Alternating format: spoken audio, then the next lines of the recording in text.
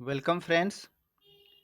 आज की वीडियो में हम फॉर्मूला, फंक्शन और चार्ट्स यानी एक्सेल का जो कुछ क्वेश्चन होगा वो यहाँ पर देखते हैं और फिर हम पावर पॉइंट के बारे में देखेंगे। तो यहाँ नीचे हम आते हैं। यहाँ यहाँ देखिए, आपको कुछ चीज़ ध्यान रखना है। जो क्वेश्चन हमें पूछा जा सकता है कि फॉर्मूला में निम्नलिखित कोई एक या सभी तथ्यों का प्रयोग किया जा सकता है इसमें कि इसकी शुरुआत बराबर चिन्ह से होनी चाहिए। तो पहला तो ये क्वेश्चन हो गया हमारा, यहीं पर बन भी गया कि यदि कोई एक्सेल में फॉर्मूला लिखते हैं तो उसमें शुरुआत में क्या दिया जाता है। तो सबसे पहले क्या लगता है हमारा, बराबर का चिन्ह दिया जाता है। कोई भी फॉर्मूला यदि एक्सेल में लिखेंगे तो इसकी शुरुआत में हम बराबर का चिन्ह देंगे। ठीक है। गणितीय ऑपरेटर जैसे कि जोड़ के लिए प्लस का चिन्ह होता है, जो हमारा कीबोर्ड पर भी होता है। भाग के लिए भाग का चिन्ह, तार्किक ऑपरेटर जैसे लेस देन, ग्रेटर देन, ये भी होता है। सेल का संदर्भ यानी रेंज और सेल के नाम सहित टेक्स्ट या मान यानी वैल्यू होता है या नंबर होता है। अब देखिए नीचे एक है, वर्कशीट से संबंधित फंक्शन जैसे कि जोड़ यानी सम फंक्शन होता है या औसत एवरेज। तो ये क्वेश्चन देखिए पूछा गया था, वहां एवीजी दे दिया था कि निम्न में से कौन सा फंक्शन गलत है। तो एवरेज, औसत निकालने के लिए जो हमारा फॉर्मूला होता है वो क्या होता है, एवरेज होता है, AVERAGE होता है।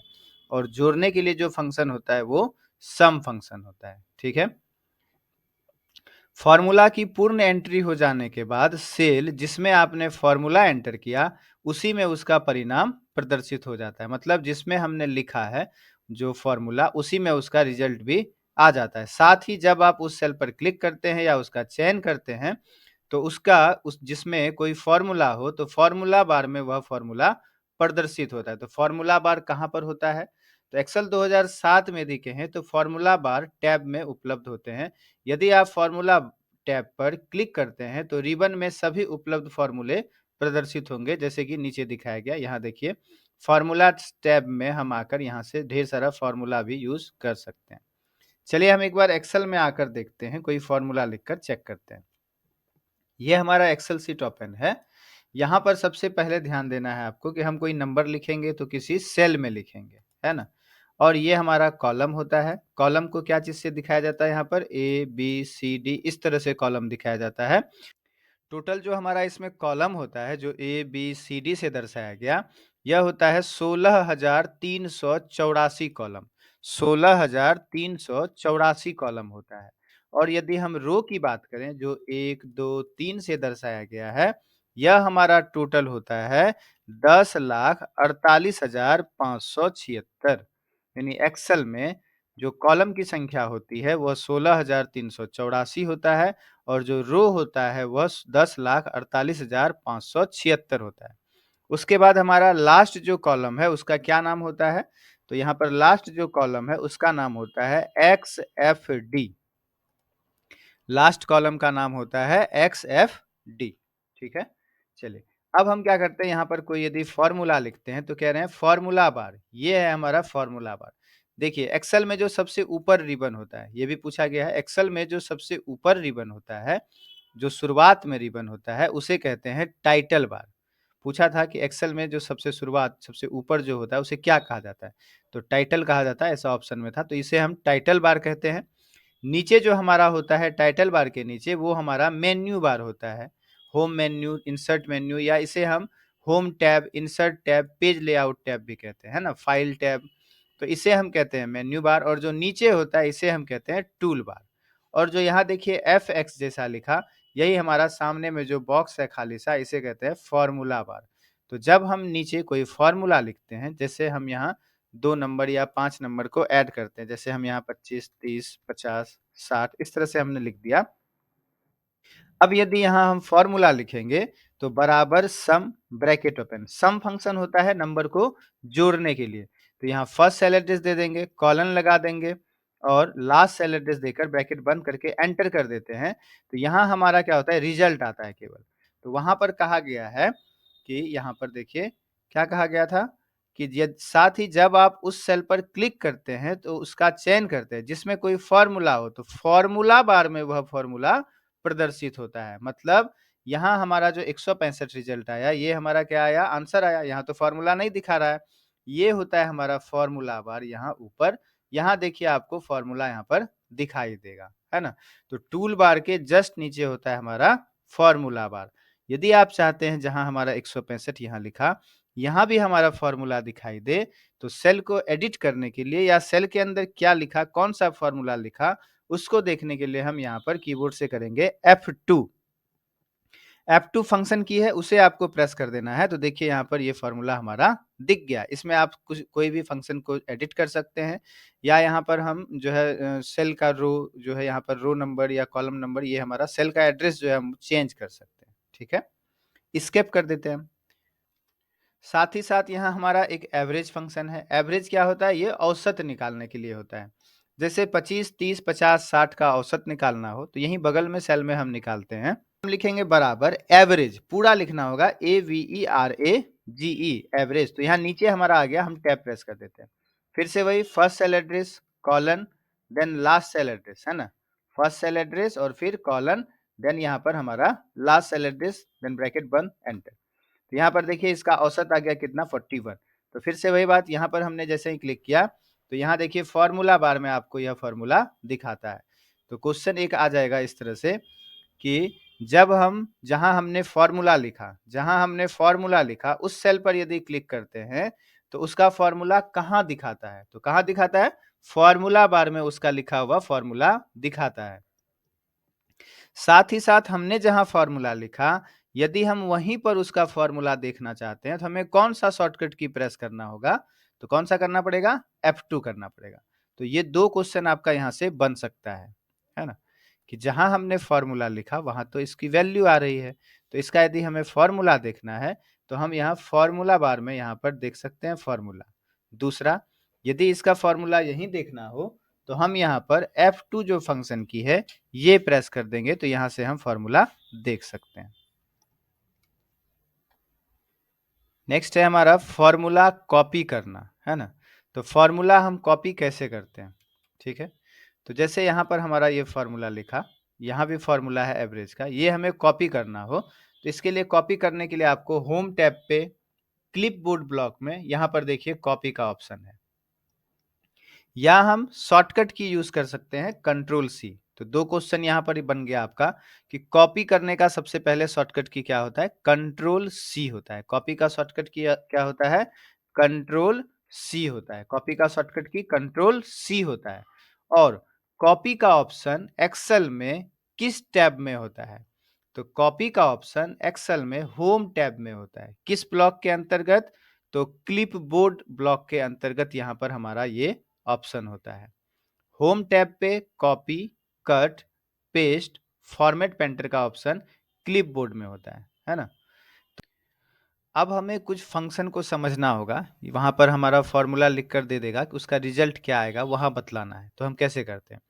जैसे यहाँ पर बताया, यदि ए1 में हमने 2, बी1 में 3, सी1 में 4 और डी1 में 5 लिख दिया। ए1, बी1, सी1, डी1 1, 2, 3 2, 3, 4, 5 लिखना है ना? तो इसे हम डिलीट कर देते हैं। ए1 में, तो ए1 सेल ये हमारा है ना? ए1 यहाँ है। ए1 में हमारा क्या लिखना है? 2, 2 और बी1 में हमें लिखना है 3, सी1 में 4 और डी1 में 5। हमने ऐसा लिख दिया। कहता है यदि हम बराबर b1 इंटू सी1 करें तो क्या होगा? तो देखिए यहीं हम बगल में यहाँ पर ही कर लेते हैं E1 में बराबर क्या करने के लिए हमें कहा गया b1 इंटू सी1। तो b1 यानी b1 कहाँ है? देखिए यहाँ पर है b1। तो b1 है ना इंटू यानी मल्टीप्लाई का हो गया ये सिंबल, स्टार लगा दिए तो। और क्या कहा गया d1, तो d1 तो रिजल्ट क्या आ जाएगा 3 इंटू 5 यानी 15। तो यहाँ पर क्वेश्चन आपका बन गया, है ना? क्या क्वेश्चन बन गया? यदि हमने A1, B1, C1 और D1 में क्रमशः 2, 3, 4, 5 लिखा और हमने फॉर्मूला क्या लिख दिया? तो हमने फॉर्मूला लिख दिया बराबर B1 इंटू D1। तो रिजल्ट क्या आएगा? तो रिजल्ट क्या आएगा? ये B1 के सेल को जो जो भी उसमें वैल्यू लिखा है सेल वैल्यू और D1 में जो सेल वैल्यू लिखा है उसको वो क्या कर देगा? गुना कर देगा। ये जो स्टार है इसका मतलब होता है गुना। तो रिजल्ट क्या आ जाएगा? 15 आ जाएगा, है ना? तो वही है यहाँ पर यदि A1 में 2, B1 में 3, C1 में 4, D1 में 5 लिख देते हैं तो B1 गुना C1 यदि करेंगे तो क्या होगा? तो B1 ये स्टार जो है वो क्या होता है? गुना का चिन्ह होता है। तो B1 और C1 को अच्छा B1 और C1 को हमें यहाँ पर गुना करना है ना? तो हम यहाँ फ़ॉर्मूला एडिट कर देते हैं, F2 कर देते हैं और D1 की जगह पर हम C1 कर देते हैं। तो B1 और C1 को यदि हम गुना करेंगे तो क्या हो जाएगा 3 गुने 4 12 रिज़ल्ट आ जाएगा, है ना? तो ये आपको समझना है कि स्टार का मतलब होता है गुना, है ना? अब दूसरा देखिए यदि हमें पूछ देता है इस तरह से कि A1 में वही वैल्यू तो वही है, A1 में 2, B1 में 3, C1 में 4, D1 में 5। दूसरा हमें पूछा कि बराबर यदि हम लिखते हैं A1 गुने B1, तो चलिए हम पहले यहाँ पर आकर एक्सेल में लिख देते हैं यहाँ पर बराबर A1 इंटू B1, ठीक है? और हमें क्या लिखना है यहाँ पर? और लिखना है minus C1 plus D1, minus minus C1 plus D1। तो देखिए यहाँ पर क्या रिजल्ट आएगा, आपको थोड़ा-सा गणित का दिमाग लगाना है। इसका क्या हो जाएगा बराबर A1 गुना B1। तो पहले क्या होता है गणित में हमारा BODMAS का जो नियम है, फिर का होता है का, फिर होता है भाग, पहले क्या होता है का, फिर होता है भाग, फिर होता है गुना, फिर होता है जोड़ और फिर होता है घटाव। तो उसके हिसाब से हमारा का यहाँ नहीं है, भाग भी नहीं है, गुना है। तो हम पहले गुना करेंगे, फिर जोड़ेंगे और फिर घटाएँगे, नहीं तो आपका आंसर वहाँ पर एग्ज़ाम में अलग आ जाएगा, है ना? तो A1 गुने B1 हम पहले करेंगे, तो A1 में हमारा 2 है और B1 में क्या है 3। तो 2 गुने 3 हमारा कितना हो गया 6 हो गया। फिर हमको क्या करना है 6 में D1 की वैल्यू को जोड़ देना है, उसके बाद पहले जोड़ होता है ना?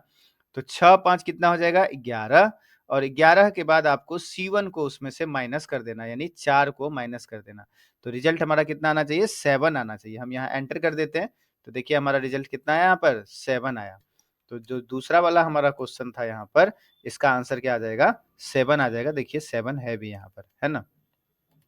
तो हमें केवल ध्यान रखना है कि चिन्ह जो है, चिन्ह वहाँ पर किसका प्रयोग पहले होता है। तो का, भाग, गुण, जोड़, घटाव, पहले गुना, फिर जोड़ और फिर घटाव। तो हम पहले गुना कर देंगे A1 इंटू B1 को, यानी A1 में 2 और B1 में 3, यानी 2 तिया 6, 6 हो गया और फिर पहले D1 की वैल्यू को जोड़ देंगे, यानी 6 5 11 और माइनस हो गया C1, यानी 11 में 4 गया 7, यहाँ पर आंसर आ गया। ठीक है? तो इस तरह से हमारा क्वेश्चन जो है इस तरह से पूछा जाता है या पूछेगा। हो स अब जो हमें तीसरा यहाँ बताया गया, पहले छोटी मंथली कॉस्ट है, फिर छोटी कॉस्ट के अंदर A1 इंटू B1 है। तो देखिए अब प्लस C1 फिर जो मंथली कॉस्ट क्लोज, फिर जो है डिवाइडेड बाय है और फिर D1 है। तो यहाँ पे पहले ब्रैकेट का यूज़ होगा अंदर वाला छोटी कॉस्ट का, A1 गुना B1। तो A1 गुना B1 कितना हो जाएगा 2 तिया 6 हो जाएगा अंदर में, ठीक? फिर तो मंथली कॉस्ट का पहले प्रयोग होगा, तो प्लस C1 यानी 6 4 कितना 10। अब भाग देंगे 5 से, तो इसका रिजल्ट कितना दिखाएगा 2 दिखाएगा, ठीक है? तो चलिए ये क्वेश्चन हमारा यहाँ से 1 2 3 जो है सॉल्व हो गया। समझे होंगे, BODMAS का नियम याद रखना है और ये ब्रैकेट वाला नियम हमें याद रखना है। पहले छोटी कॉस्ट का यूज़ होगा, फिर मंथली कॉस्ट का और फिर जब बाहर निकल जाएँगे तब भाग का यूज़ होगा, ठीक है? अब जो हमने पीछे किया भी था क्वेश्चन या पूछा भी गया था एवरेज फंक्शन के बारे में, है ना? तो एवरेज फंक्शन क्या करता है, इससे आपको संख्याओं का औसत प्राप्त करने में सहायता मिलती है। यह आर्गुमेंट का औसत यानी गणितीय मध्यमान लौटाता है। इसका जो फॉर्मूला होगा वो क्या होगा बराबर एवरेज ही होगा, है ना? तो एवरेज हमें याद रखना है क्या चीज़ के लिए होता है, संख्याओं का औसत प्राप्त करने के लिए एवरेज फंक्शन होता है, ठीक है? चलिए नेक्स्ट देखते हैं। नेक्स्ट है हमारा यहाँ पर मीन फंक्शन। मीन फंक्शन का क्या काम है, वह मिनिमम नंबर को बतला देगा उसमें से क्या होगा। यह संख्याओं में से न्यूनतम संख्या प्राप्त करने में सहायता प्राप्त करता है। इसका फंक्शन हो गया बराबर मीन और फिर ब्रैकेट के अंदर आप वहाँ पर सेल का एड्रेस या सेल का वैल्यू यहाँ पर लगा सकते हैं। तो मीन फंक्शन हम क्या करते हैं, न्यूनतम संख्या प्राप्त करने के लिए ये फंक्शन होता है mean, MIN, mean function, minimum. Next है आपका यहाँ पर देखिए मैक्स फंक्शन यानी मैक्सिमम। यह संख्याओं में से अधिकतम मान वाली संख्या प्राप्त करने में सहायता प्रदान करेगा। मतलब आपको यदि अधिक नंबर जानना है, जैसे हम यहाँ एक्सेल में आ जाते हैं, ये 2 3 4 5 में सबसे बड़ा संख्या कौन सा यदि निकालना हो, तो यहाँ पर देखिए हम लिखेंगे बराबर max bracket open, first cell address colon और फिर यहाँ last cell address bracket close enter. तो यहाँ पर इन सब में जो 5 है हमारा वो क्या है, मैक्सिमम जो है बड़ी संख्या है, तो वो यहाँ पर दिखलाएगा। तो मैक्स फंक्शन अधिकतम मान वाली संख्या को दिखलाता है, ठीक है? चलिए नेक्स्ट देखते हैं। अब यहाँ पर आपको जानना है कि और अधिक फंक्शन का यदि आप उपयोग करना चाहते हैं तो वो फंक्शन कहाँ मिलता है ना? वो किस टैब में मिलता है? तो चलिए हम यहाँ एक्सेल में आ जाते हैं यहाँ पर। अधिक फ़ॉर्मूला यदि आपको जानना हो और फ़ंक्शन के बारे में जानना हो, तो यहाँ हमारा फ़ॉर्मूलाज़ टैब होता है या फ़ॉर्मूलाज़ मेन्यू होता है। हम यहाँ पर क्लिक करेंगे तो देखिए यहाँ पर आपका बहुत सारा फ़ंक्शन होता है ना? यहाँ ऑटो सम, recently use, financial, logical, text, ये ढेर तरह का हमारा फ़ंक्शन यहाँ पर होता है फ़ॉर्मूलाज़ टैब के अंदर। तो हमें यहाँ केवल ध्यान रखना है और अधिक फ़ंक्शन जानने के लिए हमें एक्सेल के किस टैब में जाना होगा? तो फ़ॉर्मूलाज़ टैब में जाना होगा, ठीक है? नेक्स्ट है हमारा चार्ट। चार्ट से भी हमें क्वेश्चन जो है कई बार हमने पीछे जो प्रीवियस ईयर का हमने क्वेश्चन किया वहाँ पर पूछा गया था। चार्ट द्वारा आप विभिन्न प्रकार के ग्राफ का उपयोग करके वर्कशीट में एंटर किए डाटा को विजुअल फॉर्मेट में प्रदर्शित कर सकते हैं। चार्ट बनाने से पहले आपको वर्कशीट में डाटा एंटर करना होगा। इस खंड में वर्णन किया गया है कि आप डाटा द्वारा साधारण चार्ट किस प्रकार बना सकते हैं, ठीक है? अब आपको क्या ध्यान देना है कि चार्ट जो होता है वो कितने तरह का होता है और कौन सा चार्ट का क्या काम है। तो सबसे पहले हम यहाँ आते हैं एक्सेल में। एक्सेल में यदि हमें चार्ट इंसर्ट करना हो तो पहले डाटा तैयार होना चाहिए और चार्ट का ऑप्शन हमें मिलेगा कहाँ, कौन से टैब या कौन से मेन्यू में मिलता है। ये क्वेश्चन है कि चार्ट का ऑप्शन हमारा कौन से मेन्यू में होता है। इंसर्ट मेन्यू में हमारा चार्ट का ऑप्शन यहाँ पर होता है चार्ट्स। इंसर्ट में चार्ट्स होता है। यहाँ पर हमारा जो चार्ट है देखिए, कॉलम चार्ट और फिर है बार चार्ट और फिर यहाँ है स्टॉक सरफेस या रडार चार्ट और फिर है लाइन चार्ट और यहाँ एरिया चार्ट, कॉम्बो चार्ट, पाई या डोनट चार्ट और फिर यहाँ है स्कैटर या बबल चार्ट, ठीक है? तो इतना चार्ट यहाँ पर मिलता है इंसर्ट टैब में। अब हर एक चार्ट के बारे में यहाँ पर थोड़ा-थोड़ा देखते हैं क्योंकि इससे क्वेश्चन पूछा गया है। तो कॉलम चार्ट क्या होता है? इस प्रकार के चार्ट का उपयोग विभिन्न श्रेणियों के मानों की तुलना करने के लिए किया जाता है, ठीक है? यह निर्धारित मापदंडों पर समान श्रेणी के डाटा का विश्लेषण करने के लिए बहुत प्रभावशाली परिणाम प्रदान करता है। दूसरा है हमारा लाइन चार्ट।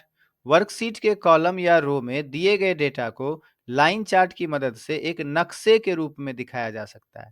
तो यदि हमें पूछ देगा किस चार्ट के माध्यम से नक्शे के रूप में दिखाया जा सकता है, तो लाइन चार्ट के माध्यम से।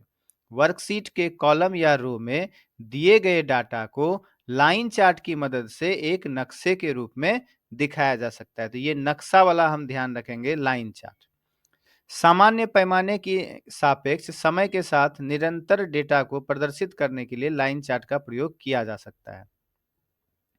अतः समान समय अंतराल में डाटा की प्रवृत्ति देखने के लिए लाइन चार्ट सबसे उपयुक्त श्रेणी है।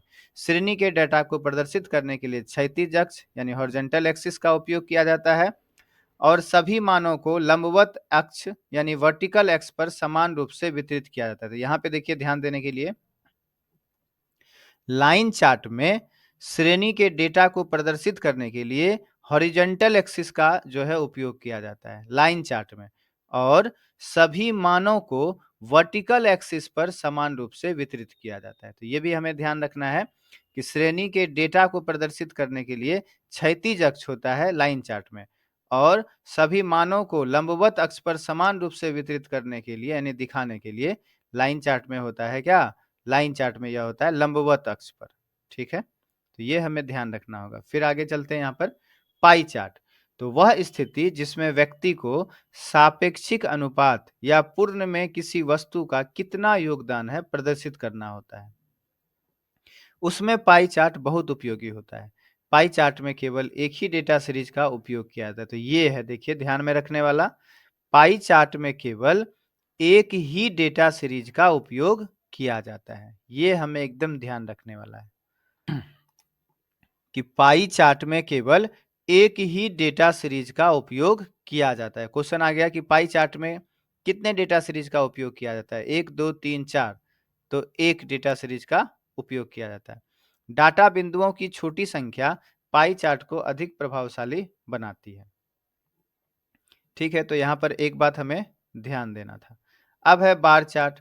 बार चार्ट व्यक्तिगत आइटम के बीच तुलना करने के लिए उपयोग में लाए जाते हैं। बार चार्ट बनाने के लिए डाटा को वर्कशीट की रो और कॉलम में व्यवस्थित होना चाहिए। बार चार्ट बनाने के लिए डाटा को वर्कशीट की रो और कॉलम में व्यवस्थित होना चाहिए, ये ध्यान देना है। बार चार्ट बनाने के लिए डाटा को वर्कशीट की रो और कॉलम में व्यवस्थित होना चाहिए। अब है हमारा एरिया चार्ट। डाटा जो वर्कशीट पर रो या कॉलम में व्यवस्थित होते हैं उन्हें एरिया चार्ट में भी प्लॉट किया जा सकता है। एरिया चार्ट का उपयोग समय के साथ होने वाले परिवर्तन की मात्रा को प्रदर्शित करने के लिए किया जाता है।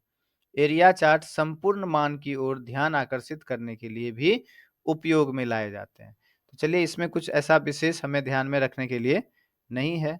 अब है हमारा एक्स वाई यानी scatter chart. X Y chart scatter graph या स्कैटर प्लॉट के नाम से भी जाने जाते हैं। तो देखिए, यहाँ पर स्कैटर प्लॉट के नाम से भी जाना जाता है हमारा स्कैटर चार्ट या X Y scatter chart. X Y chart और अन्य चार्ट में केवल इतना अंतर है कि एक्स वाई चार्ट में दोनों अक्ष मान प्रदर्शित करते हैं, अर्थात इनमें कैटेगरी कोटि यानी अक्ष नहीं होता, यानी एक्स वाई एक ही में होता है। सामान्यतः इस प्रकार के चार्टों का उपयोग दो वेरिएबल्स के बीच संबंधों को दिखाने के लिए किया जाता है। तो ये हमें ध्यान रखना है। स्कैटर चार्ट या स्कैटर प्लॉट के नाम से भी जिसे जानते हैं या एक्स वाई चार्ट जो जानते हैं, इसका जो प्रयोग किया जाता है या उपयोग किया जाता है वो दो वेरिएबल्स के बीच संबंधों को दिखाने के लिए किया जाता है। दो वेरिएबल्स के बीच संबंधों को दिखाने के लिए किस चार्ट का उपयोग किया जाता है? तो स्कैटर चार्ट या एक्स वाई चार्ट या स्कैटर प्लॉट। स्टॉक चार्ट, ये क्वेश्चन पूछा था प्रीवियस ईयर में, हमने किया है। वर्कशीट के कॉलम या रो में किसी विशिष्ट क्रम में व्यवस्थित डाटा को प्लॉट करने के लिए स्टॉक चार्ट का उपयोग किया जाता है। जैसा कि नाम से ही पता चलता है, इस चार्ट का उपयोग शेयर बाजार की कीमतों के संदर्भ में उतार चढ़ाव को प्रदर्शित करने के लिए किया जाता है। तो शेयर बाजार वाला जैसे ही बात आ जाएगा तो हम याद रखेंगे कौन सा चार्ट? Stock chart. और भी होता है, वैज्ञानिक डाटा को भी स्टॉक चार्ट द्वारा दर्शाया जाता है। तो जैसे ही वैज्ञानिक भी आ जाए या शेयर बाजार आ जाए, बस हमारा आंसर हो जाएगा स्टॉक चार्ट। वैज्ञानिक डाटा आ जाए या वैज्ञानिक का नाम आ जाए या हमारा शेयर बाजार वाला बात हो जाए तो आंसर क्या हो जाएगा? Stock chart. ठीक है। अब है हमारा सरफेस चार्ट। इस प्रकार के चार्ट का उपयोग उस स्थिति में किया जाता है जहां कैटेगरी और डाटा दोनों संख्यात्मक मान होते हैं। हो गया यहां से क्वेश्चन। सरफेस चार्ट का यूज कहां होता है?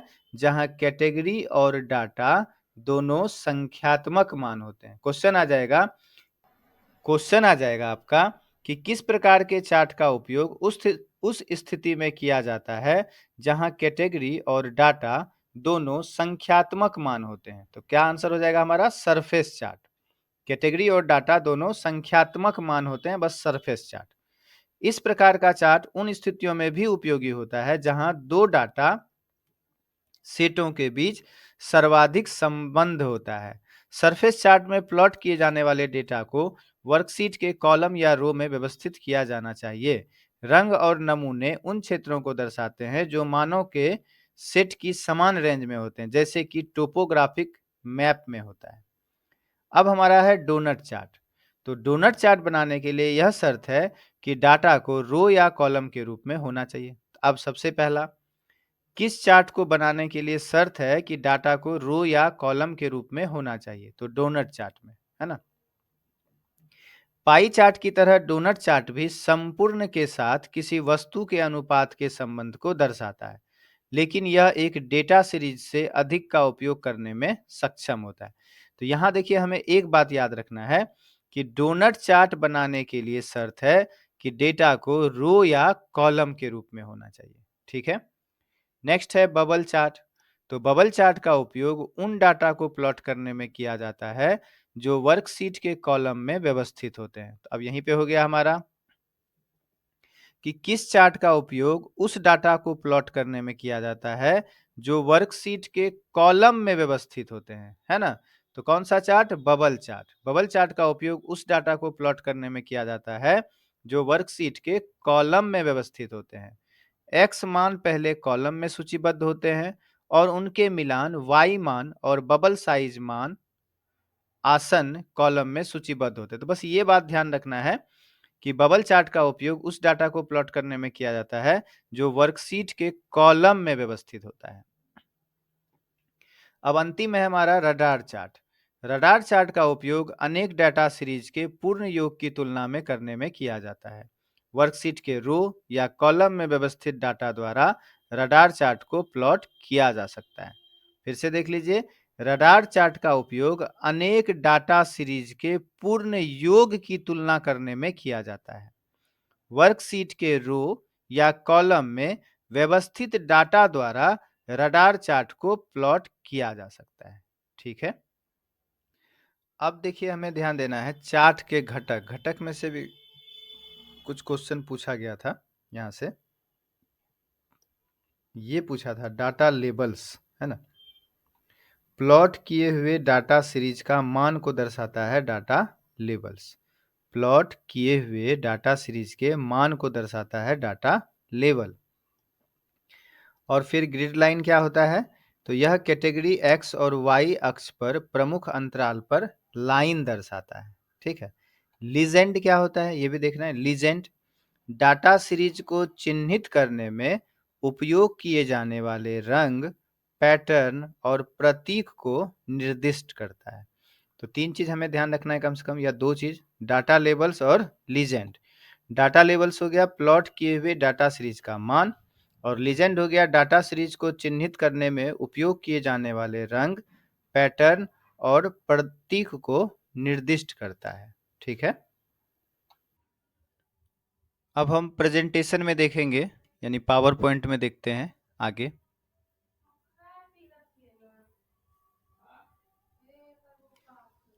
पहले देखते हैं पावर पॉइंट शुरू कैसे किया जाता है। यदि आपको पावर पॉइंट 2007 से क्वेश्चन आएगा तो पावर पॉइंट शुरू कैसे करते हैं 2007 वर्जन में।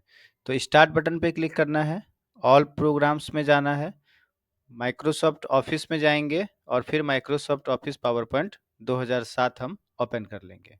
ठीक है, यहाँ आपको एक पिक्चोरियल भी दिखाया है, यहाँ पे पिक्चर। यहाँ स्टार्ट बटन पे क्लिक करना है, ऑल प्रोग्राम्स, फिर माइक्रोसॉफ्ट ऑफिस और फिर माइक्रोसॉफ्ट ऑफिस पावर पॉइंट 2007। लेकिन अभी जो हमें क्वेश्चन पूछा जाता है वहाँ प्रीवियस ईयर में, उसमें 2016 से पूछा। तो उसमें हम कैसे करेंगे? विंडो बटन प्रेस करेंगे, पावर पॉइंट टाइप करेंगे, एंटर कर देंगे, पावर पॉइंट ओपन हो जाएगा। या हमारा यदि डेस्कटॉप पर आइकन बना होगा पावर पॉइंट का, वहां आकर हम डबल क्लिक करेंगे तो पावर पॉइंट हमारा ओपन हो जाएगा। ठीक है, चलिए आगे देखते हैं लेआउट क्या होता है। ठीक है, कितने तरह का लेआउट होता है ये भी देखना है। तो चलिए हम यहाँ पावर पॉइंट में आ जाते हैं। यहाँ पर स्लाइड लेआउट का ऑप्शन कहाँ पर होता है? हमारा होम टैब में ही स्लाइड्स ब्लॉक में यहाँ लेआउट का ऑप्शन होता है। ठीक है, होम टैब में स्लाइड्स ब्लॉक में लेआउट का ऑप्शन होता है। तो ये भी पहला क्वेश्चन हो गया कि लेआउट जो ऑप्शन मिलेगा कहाँ मिलेगा? तो होम टैब में स्लाइड्स ब्लॉक में लेआउट, यहाँ हम क्लिक करते हैं तो देखिए यहाँ पर हमारे पास 9 तरह का लेआउट होता है। कौन कौन सा लेआउट होता है ये भी पूछ देता है। तो टाइटल स्लाइड होता है, टाइटल एंड कंटेंट होता है, सेक्शन हेडर होता है, टू कंटेंट है, कंपैरिजन है, टाइटल ओनली है, ब्लैंक है, कंटेंट विद कैप्शन है और फिर पिक्चर विद कैप्शन है। तो ये टोटल 9 तरह का जो है हमारा स्लाइड का लेआउट होता है। अब आगे देखते हैं। अब है सामग्री का चयन करना। उस लेआउट के अंदर हम कितने तरह का सामग्री इंसर्ट कर सकते हैं। तो टेक्स्ट बॉक्स के अंदर 6 प्रकार के एलिमेंट दिखाए गए हैं जिन्हें आप स्लाइड के अंदर की सामग्री से चुन सकते हैं। तो 6 तरह का यहाँ पर कौन कौन सा होता है। हम एक नया स्लाइड ले लेते हैं, कंट्रोल M कर लेते हैं। यहाँ पर आप सामने देखेंगे तो इस बॉक्स के अंदर 6 तरह का जो है सामग्री हम इंसर्ट करा सकते हैं। क्या क्या होता है ये भी ध्यान देना है, क्वेश्चन में आता है। तो पहला देखिए इंसर्ट टेबल का ऑप्शन होता है, दूसरा इंसर्ट चार्ट का ऑप्शन है, तीसरा इंसर्ट ए स्मार्ट आर्ट ग्राफिक का ऑप्शन है, चौथा पिक्चर इंसर्ट कर सकते हैं, पिक्चर इंसर्ट करने का ऑप्शन है पिक्चर्स, चौथा ऑनलाइन पिक्चर्स इंसर्ट करने का ऑप्शन है और पांचवा इंसर्ट वीडियो। यानी इस 6 तरह का एलिमेंट हम यहाँ पर इंसर्ट कर सकते हैं। ओके, चलिए आगे देखते हैं। अब है स्लाइड को देखना। यदि हम स्लाइड को देखें तो हम कितने तरह से स्लाइड को देख सकते हैं। यदि आप नीचे स्टेटस बार पर देखेंगे तो यहाँ आपको 4 तरह से स्लाइड को देख सकते हैं। पहला जो होता है नॉर्मल, जैसा अभी हमें दिखाई दे रहा है। दूसरा है हमारा स्लाइड सॉर्टर। यदि हम यहाँ क्लिक करते हैं तो ये स्लाइड हमारा थंबनेल की तरह दिखाई देता है। तीसरा हमारा है रीडिंग व्यू, यानी इस तरह से कर दें तो ये पढ़ने लायक जैसा बन जाता है। और चौथा हमारा होता है स्लाइड शो, यानी जिसे हम F5 फंक्शन से भी कर सकते हैं। यहाँ हमारा स्लाइड शो हो रहा है, हम स्किप कर देते हैं। तो जो चौथा हमारा था वो था स्लाइड शो, हम यहाँ से नॉर्मल कर देते हैं। स्लाइड शो का शॉर्टकट की F5 होता है, ठीक है। यहाँ या आप यदि व्यू टैब में आते हैं, व्यू में हमारा इससे अधिक ऑप्शन होता है। व्यू टैब में आएंगे तो देखिए नॉर्मल होता है, आउटलाइन व्यू होता है, स्लाइड सॉर्टर होता है, नोट्स पेज होता है और फिर रीडिंग व्यू होता है, ठीक है। स्किप कर देते हैं, नॉर्मल कर देते हैं इसे। तो यहाँ पर व्यू टैब में हमें मिलता है option slide sorter, outline view, normal view का, रीडिंग व्यू का। ये सब ऑप्शन हमें कहाँ मिलता है? व्यू मेन्यू या व्यू टैब में। चलिए आगे देखते हैं।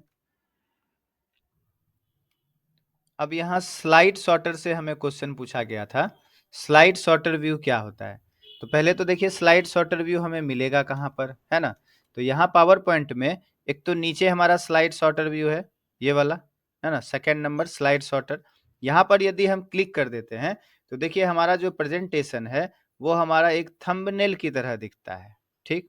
और हम यहाँ पर क्या कर सकते हैं, पूछा था डिलीट कर सकते हैं क्या किसी स्लाइड को? हाँ, कर सकते हैं।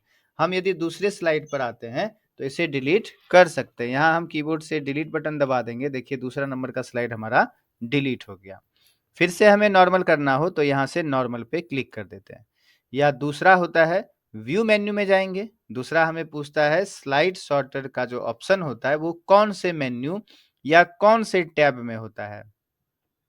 व्यू टैब में आएंगे तो यहाँ देखिए आपका नॉर्मल है, प्रेजेंटेशन व्यूज में नॉर्मल है, आउटलाइन व्यू है, स्लाइड सॉर्टर व्यू है, नोट्स पेज है, रीडिंग व्यू है ना। तो यहाँ हम स्लाइड सॉर्टर व्यू पर यदि क्लिक कर देते हैं तो हमारा थंबनेल की तरह यह दिखाएगा।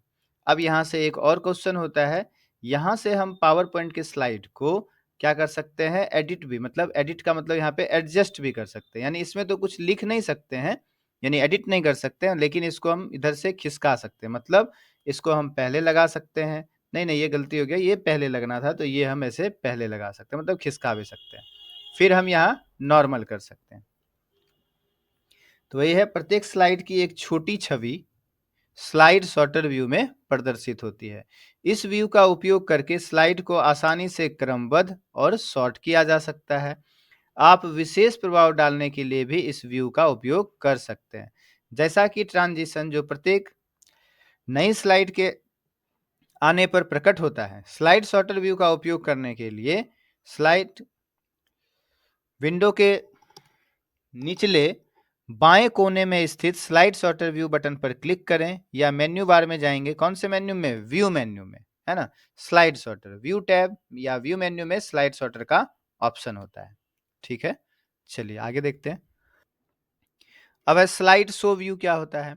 स्लाइड शो व्यू वह व्यू होता है जिसका उपयोग आप अपने प्रेजेंटेशन में यह देखने के लिए करते हैं कि उसमें सब कुछ ठीक है या नहीं, है ना। जब आप दर्शकों के सामने अपने प्रेजेंटेशन का प्रदर्शन करते हैं, ठीक है। तो स्लाइड शो कहाँ मिलता है? तो प्रेजेंटेशन में यहाँ पर हमारा नीचे कोने में देखिए स्लाइड शो है, या हमारा यहाँ पर जो है शॉर्टकट की होता है यहाँ पर F5। स्लाइड शो का शॉर्टकट की क्या होता है? F5। हम यहाँ पे कीबोर्ड से कर देते हैं F5। तो देखिए इस तरह से हमारा स्लाइड शो होता है ना। स्किप कर देते हैं। तो F5 शॉर्टकट की है, या आप यहाँ नीचे कोने में स्लाइड शो पर आकर क्लिक कर सकते हैं। अब है हमारा यहाँ की व्यू मेन्यू में भी स्लाइड शो का हमारा ऑप्शन होता है, ठीक है। तो व्यू मेन्यू में लेकिन कहाँ होता है? जब हमारा पावर पॉइंट 2007 का वर्जन होगा। अभी जो हमें क्वेश्चन पूछा गया था, पीछे जो हमने किया, उसमें हमें 2016 या 13 का पूछा, 2016 का पूछा, सारा क्वेश्चन 2016 का था। तो यहाँ पर स्लाइड शो का व्यू टैब में नहीं होता है। स्लाइड शो का ऑप्शन आपको एक मेन्यू अलग से ही दे दिया, स्लाइड शो, इसमें मिलता है। स्लाइड शो में यहाँ पर ऑप्शन होता है from beginning, from current slide. हम यहाँ फ्रॉम बिगिनिंग पर क्लिक कर देंगे तो यहाँ से देखिए स्लाइड शो शुरू हो जाएगा, ठीक है। तो स्लाइड शो एक मेन्यू ही है, स्लाइड शो। ठीक है, चलिए आगे देखते हैं। अब यहाँ पर है नई स्लाइड के रूप में अपनी मौजूदा स्लाइडों को इंसर्ट करना और उन्हें संपादित करना। आप अन्य फाइलों से स्लाइड इंसर्ट कर सकते हैं और उसके बाद उन्हें संपादित कर सकते हैं, जैसे कट, कॉपी, पेस्ट स्लाइड और डुप्लीकेट स्लाइड, है ना। होम टैब पे ही न्यू स्लाइड पे क्लिक करने के बाद हमें ये सब ऑप्शन और मिलता है। Duplicate selected slides, slides from outline या रीयूज स्लाइड। देखिए यहाँ पर ये क्वेश्चन पूछा भी गया था होम टैब पर। होम टैब पे ही यहाँ न्यू स्लाइड ब्लॉक में यहाँ नीचे कितना ऑप्शन होता है? 3 ऑप्शन होता है। Duplicate selected slides, slides from outline और रीयूज स्लाइड्स। तो ये पूछा था कि रीयूज स्लाइड्स का ऑप्शन हमारा कहाँ मिलता है?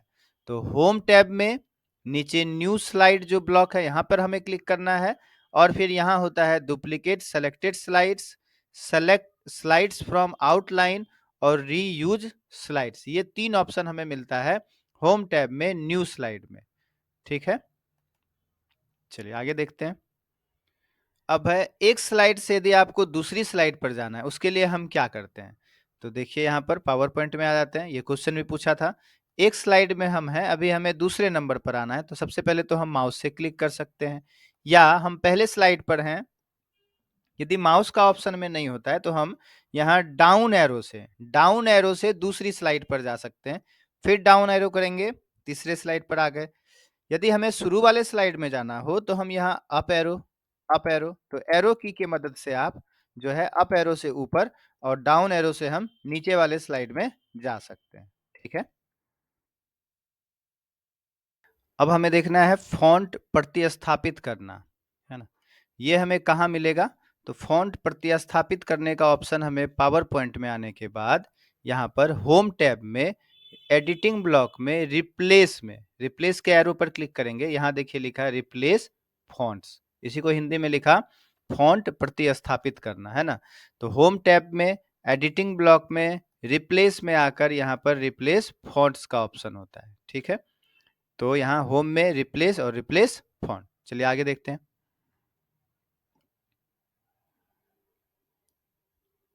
अब हमें देखना है यहाँ पर केस परिवर्तन करना। तो टेक्स्ट को पुनः टाइप किए बगैर उसके केस को बदलने के लिए जो है हम ये केस परिवर्तन करने के लिए होम टैब में हमें जाना होता है। होम टैब में देखिए यहाँ हम चलते हैं, यहाँ पर होम टैब में ही यहाँ पर फॉन्ट ब्लॉक में ये हमारा चेंज केस का ऑप्शन है।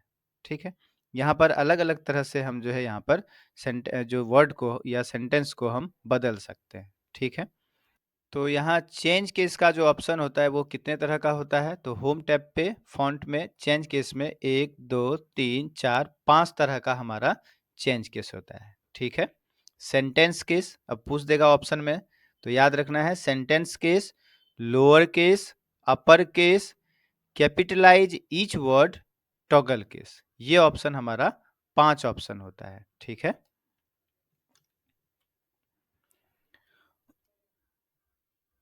अब है टेक्स्ट बॉक्स से बुलेट सूची, यानी बुलेट्स या नंबरिंग लगाना हो, बुलेट्स लगाना हो या नंबरिंग लगाना हो, वो ऑप्शन हमें कहाँ मिलता है? तो होम टैब पे पैराग्राफ ब्लॉक में ये हमारा है बुलेट्स। ये हमारा क्या है? बुलेट्स है। तो कहाँ पर मिलता है? होम टैब में पैराग्राफ ब्लॉक में बुलेट्स का ऑप्शन मिलता है। पावर पॉइंट में होम टैब में पैराग्राफ में बुलेट्स का ऑप्शन मिलता है, और नंबरिंग का ऑप्शन जस्ट इसी के बगल में होम टैब पे पैराग्राफ ब्लॉक में नंबरिंग का ऑप्शन यहाँ पर हमें मिलता है। तो ये 2 चीज हमें याद रखना है। ठीक है, अब है स्पेलिंग जांचना।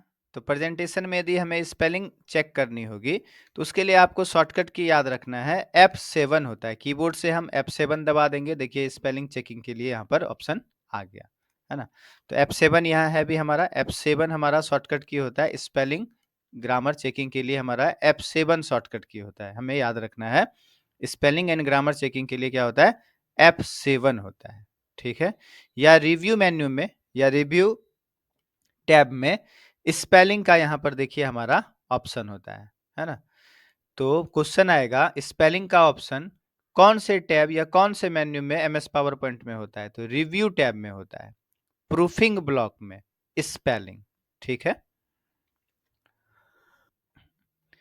अब है हमारा सेविंग और प्रिंटिंग। तो सेव के लिए देखिए, सेव का ऑप्शन, सेव करने का ऑप्शन कौन से मेन्यू में होता है? तो फाइल मेन्यू में सेव और सेव एज दोनों होता है, ठीक। सेव, सेव का शॉर्टकट की होता है कंट्रोल के साथ एस, सेव का शॉर्टकट की होता है कंट्रोल एस, और सेव एज का शॉर्टकट की होता है F12। सेव एज का शॉर्टकट की होता है F12, और सेव का शॉर्टकट की होता है कंट्रोल एस। कौन से मेन्यू या कौन से टैब में सेव का ऑप्शन मिलता है? फाइल मेन्यू या फाइल टैब में हमारा सेव का ऑप्शन मिलता है।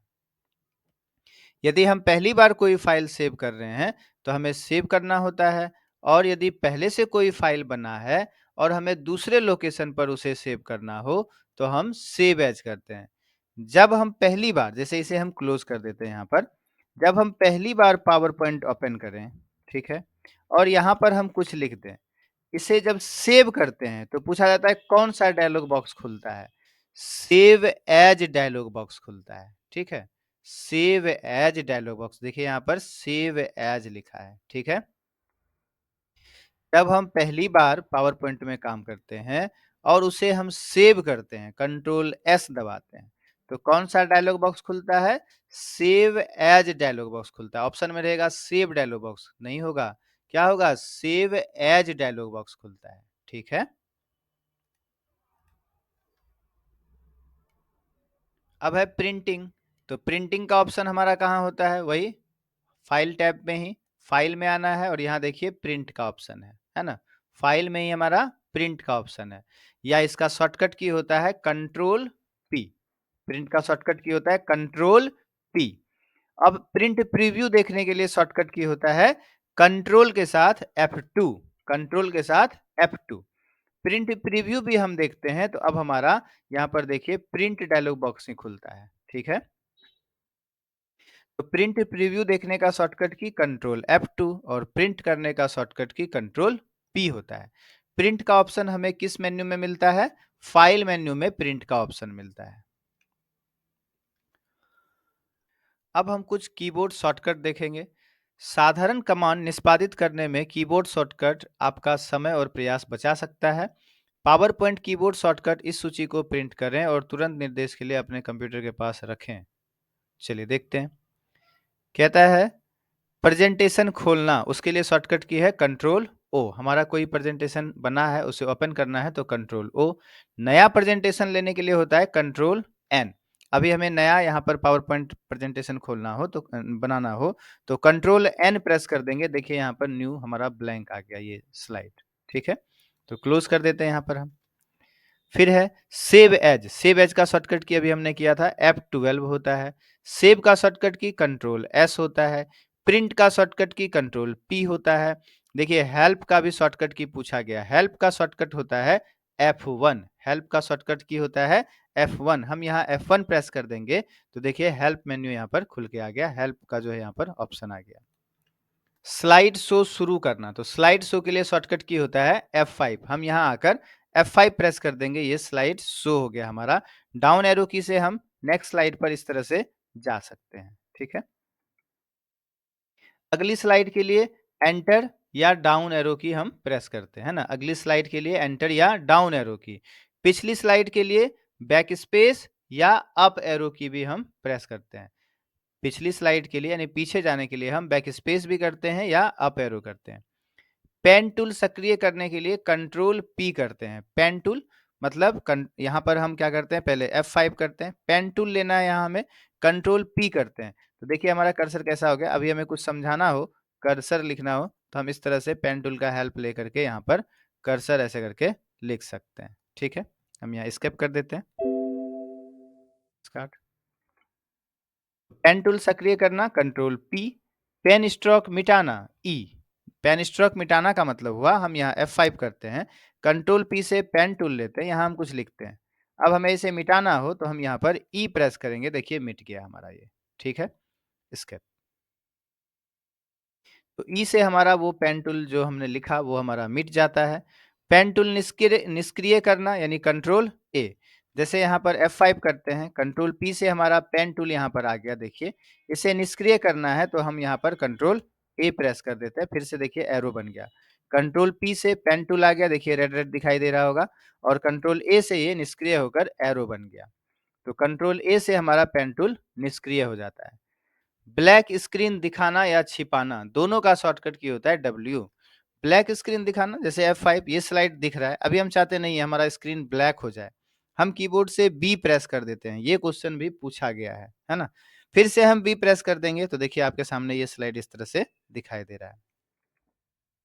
फिर है हमारा व्हाइट स्क्रीन दिखाना या छिपाना, W, है ना? F5 करते हैं, स्लाइड शो। ये स्क्रीन हमारा व्हाइट हो जाए तो हम यहाँ पर W प्रेस कर देते हैं, देखिए ये व्हाइट स्क्रीन हो गया, है ना?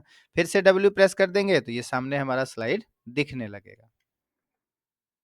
नेक्स्ट है पावर पॉइंट, सॉरी, पॉइंटर और बटन दिखाना या छिपाना, ए होता है इसका शॉर्टकट की। पॉइंटर, स्लाइड शो समाप्त करना, इसका शॉर्टकट की होता है एस्केप। यहाँ पर F5 करते हैं, स्लाइड शो दिख रहा है, यहाँ पर देखिए दिखाई दे रहा है, और यहाँ एस्केप कर देते हैं, स्लाइड शो से बाहर आ जाते हैं।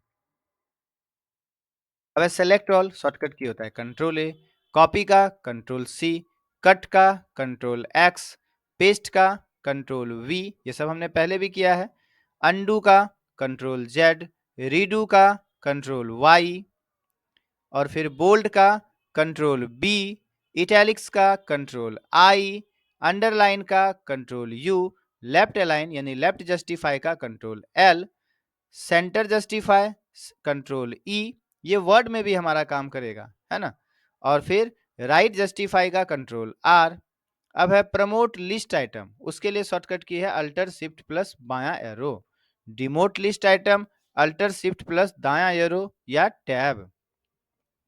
फाइंड का शॉर्टकट की होता है कंट्रोल F, रिप्लेस का होता है कंट्रोल H, हाइपरलिंक इंसर्ट करना, ये हमने पहले भी किया था, कंट्रोल K है, कंट्रोल K। नई स्लाइड लेना कंट्रोल M, नया स्लाइड लेने के लिए शॉर्टकट की क्या होता है कंट्रोल M। यहाँ नया स्लाइड लेना है, कंट्रोल M प्रेस कर देंगे, देखिए यहाँ पे ब्लैंक स्लाइड इस तरह से आ गया। डिलीट बटन प्रेस कर देंगे, यहाँ पर क्लिक करके डिलीट बटन दबा देंगे, ये देखिए हमारा स्लाइड डिलीट हो गया वो, है ना? स्पेलिंग चेकर F7 होता है शॉर्टकट की। मैक्रो रिकॉर्ड करने के लिए अल्टर के साथ F8 होता है। ठीक है, तो फिर मिलेंगे नेक्स्ट वीडियो में, तब तक के लिए थैंक यू।